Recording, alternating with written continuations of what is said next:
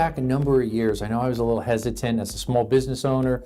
We're selling wireless products to many different verticals, and we had a chance to sit down and talk a little bit, and you encouraged me and shared some advice with myself and Craig about the importance of having an online presence and setting up an online store. And we did it, and we had some great success. As we progressed and grew our sales, we tried to migrate over to Amazon, as you encouraged us to do. And I tell you what, our sales have grown 10 times as far as the online business. So I was just thinking, as an e-commerce expert there, what you've done in your company and helping other companies, what's some advice you could share with some of our viewers as far as should they take that leap to Amazon and consider that to sell their products? What's your thoughts on that, Ari? Sure. And I'm happy that it's been a great success. I would, there's still most product businesses, oddly enough, are actually not online. So, I read a recent report that, it was shocking.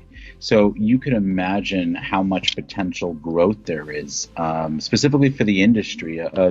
Another report I came across was that the e-commerce sector is only about 11% of all retail sales worldwide. 11%. You would think, 50, 60, 70% of the stuff is purchased online. So you're talking about a fraction of that, which means that the growth opportunity for the e-commerce economy is just going to continue to grow. So companies, like you said, like Amazon, we had spoken about off air a moment, reach that $1 trillion mark. So, expect that to become 10 trillion over the next 10 years. But certainly there is a lot. There's a lot of hesitancy, obviously, for people to be able to not only put their product up there, but also very few people have the education to really do it effectively. Find a consultant, find a person that has 5-10 years of experience in e-commerce to be able to guide you through the process and the procedures and the protocols to be able to list products effectively.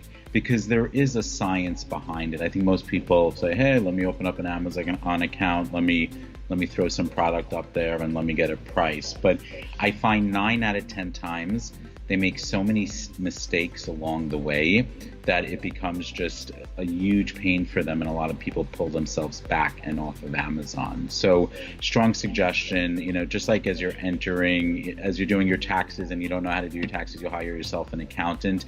It's very, very similar to Amazon, especially if it's relating to your business and the stuff is putting food on your table. Make sure you get a professional involved, and there are Amazon consultants out there that will do it on an hourly rate.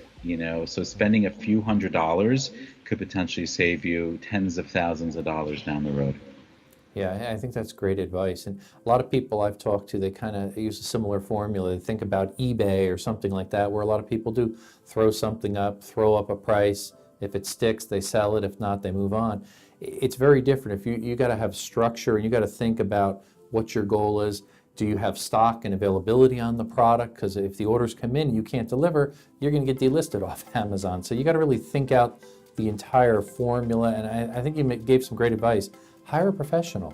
It's worth spending those dollars because you could monetize on it and do so much better by selling so much more product if you plan it and do it properly. So some great advice for our viewers. Correct. They always say cheap is expensive, right? And it ends up costing you, and I see it all the time. People think that they could, of course there's tutorials online, but there's nothing like speaking to someone that has been through the trenches, that has made the mistakes. People that are doing this for a livelihood right now, consulting other companies that want to be able to get their product on the marketplace. And it's not only Amazon. People think, Amazon is the end all and be all. Granted, they have a majority of the e-commerce transactions, but how about other marketplaces? People don't realize there's Walmart, there's Sears, there are daily deal sites, there are flash sites, there's Alibaba. It's endless. Obviously, Amazon is a good place to start with, but certainly don't stop there. Thanks again for joining us there, Ari. My pleasure. Great to be here, Scott.